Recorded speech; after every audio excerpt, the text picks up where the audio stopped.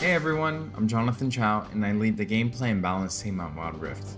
We've got a lot to share with you today, so let's get started. Wild Rift's gameplay will look pretty familiar to League players, so we thought we'd start at the same place every League game does. Let's head into Champ Select. Just like on PC, you can select from a range of summoner spells that give you powerful but limited tools to turn the tide of battle. Smite will be a little different, but we'll get into that later. With Wild Rift's rune system, we're looking to bring the meaningful pre-game decision making of runes reforged on PC, but streamlined for shorter game sessions. There are 8 keystone runes to choose from, like Electrocute, Airy, and Conquer. You can then pick 3 minor runes to complement your choice. We added a few new minor runes unique to Wild Rift, like Sweet Tooth, which grants you gold when you eat honey fruit, and Loyalty, which gives you and your lane partner defensive stats when you're close to each other, and this bonus stacks too. You might have figured out some of this already from our previous gameplay clips, but let's talk about some of the features of our map, which is called Wild Rift. There are 3 lanes in the rift. Pick one and push forward. Defeat the enemy turrets and Nexus to win.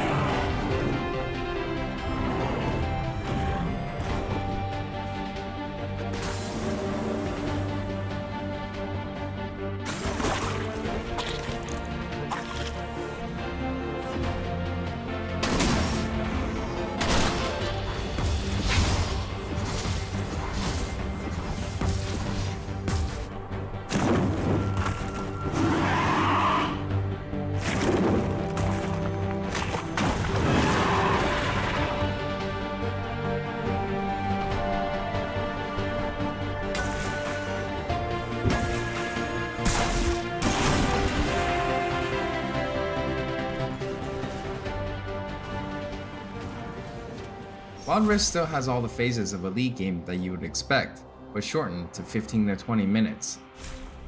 From last hitting and trading in the laning phase, to setting up the perfect gank, to fighting over that crucial dragon,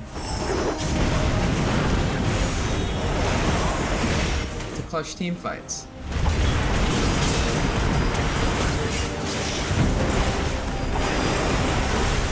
For junglers, you can now choose whether you want challenging smite or chilling smite after you finish off 4 major jungle camps. That way you can get straight into ganking as soon as you're ready. You can expect to find many in-game items you'll know from PC, which can only be bought in the fountain.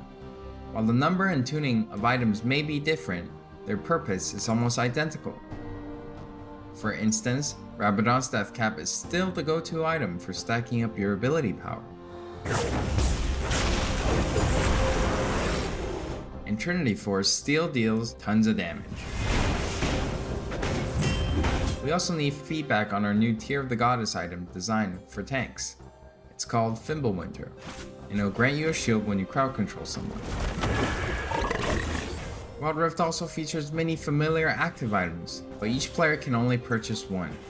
These active effects are now bought as a 3rd tier for boots, and you can mix and match any upgrade with any boot type. Support players might want to pick up the Redemption enchant, and tanks can grab the Stone Plate for extra resistances. Or maybe you'll want to try something that's totally different. We've added a quick buy pop-up for when you really need to get back to lane quickly too. We've built Wild Rift's gameplay with depth and strategy in mind. We want this to be a MOBA that's easy to pick up with friends, with a high ceiling for mastery, so we're hoping the core 5v5 experience lives up to your expectations. Speaking of 5v5, the Regional Alpha also has co-op versus AI available to practice your skills, a tutorial that covers controls and abilities, and we're looking to add new modes after launch. Alpha players can even test the rank system, which we've designed to retain the core competitive spirit of League, with a few adaptations for new platforms. We'll talk more about this at a later date. That's all from me. We hope you're excited. We really are. This is still only a taste of what we're up to, but the team is excited to hear your feedback and suggestions. And emotionally stable enough to handle you showering us with your balanced team memes. Thank you all for your support. Take care of yourselves and take care of each other. We'll see you on the Wild Rift.